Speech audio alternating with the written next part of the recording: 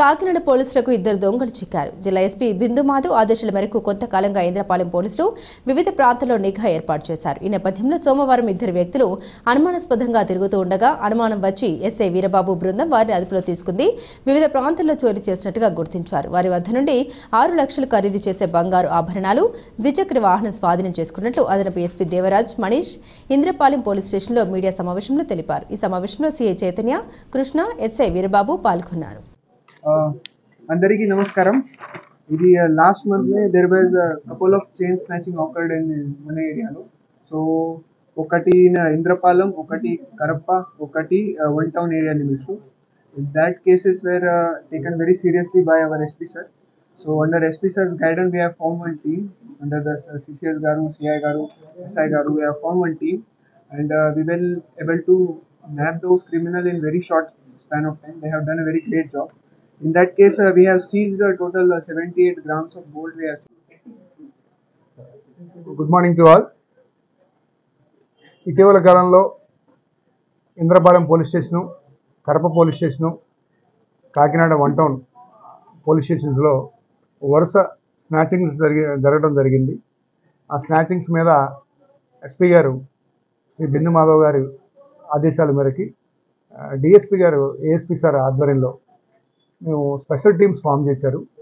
ఒకటి CCS inspector గారి ఆధ్వర్యంలో, రెండవది రూరల్ ఇన్స్పెక్టర్ అయిన ఆధ్వర్యంలో 2 స్పెషల్ టీమ్స్ ఫామ్ చేసి ఈ ముద్దాయిలను ఎట్టి పరిస్థితుల్లో పట్టుకోవాలి అని స్పెషల్ టీమ్స్ ఫామ్ చేయడం జరిగింది.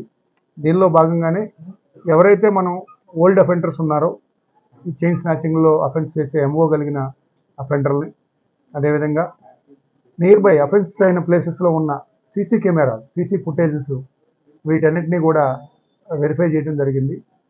వాటి ఆధారంగా మాకు 2 వ్యక్తుల మీద సస్పిషియస్ వచ్చి వారిని తీసుకొచ్చి వాళ్ళ మీద నిఘా పెట్టడం జరిగింది. దీనిలో భాగంగానే ఆ నిఘాలో భాగంగానే సీసీ ఫుటేజ్ ఎంతో ఉపయోగపడినాయి. కాబట్టి వారిని ఇన్ఫర్మేషన్ మీద ఇంద్రపాలెం ఎస్ఐ గారు పట్టుకొని అరెస్ట్ చేయడం జరిగింది. వారి దగ్గర నుంచి ఈ 4 కేసుల్లో బంగారాన్ని రికవరీ చేశాం.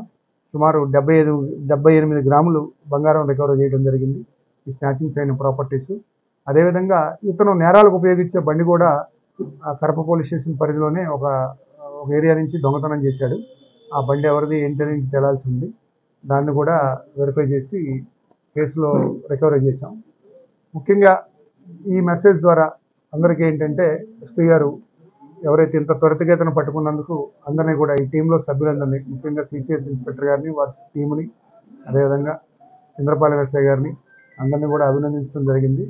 డిఎస్పీ గారు కూడా దీనిలో పర్సనల్గా సార్ కూడా విజిట్ చేసి సీన్ ఆఫ్ అఫెన్స్లోకి రావటం, విక్టిమ్స్తో ఇంటరాక్ట్ అవటం, వారు చెప్పిన ఆధారాలు, పోలికలు వీటి మూలంగానే ఈ ట్రేస్ని ఇదంతా కూడా కొంతమందిని మేము సస్పెక్ట్ చేయడం జరిగింది. కాబట్టి ఇందులో ముఖ్యంగా ప్రజలందరికీ మీడియా ద్వారా తెలియజేసుకునేది ఏంటంటే, ఏ అఫెన్స్ జరిగినా కూడా మనకి సీసీ కెమెరాలు అనేది చాలా ఎసెన్షియల్. ఈ రోజున ఈ కెమెరా ద్వారానే మనకి ఏ అఫెన్స్ అయినా డిటెక్ట్ అవుతుంది. ఇప్పుడు ఇందులో స్నాచింగ్ చేసేటప్పుడు ఎవరైతే ముద్దాయిలు ఉన్నారో వారు నైట్ టైం చేయడం జరిగింది, చీకటి ప్రాంతంలో చేయడం జరిగింది. అదేవిధంగా మొహానికి మాస్కులు ధరించి చేయడం జరిగింది.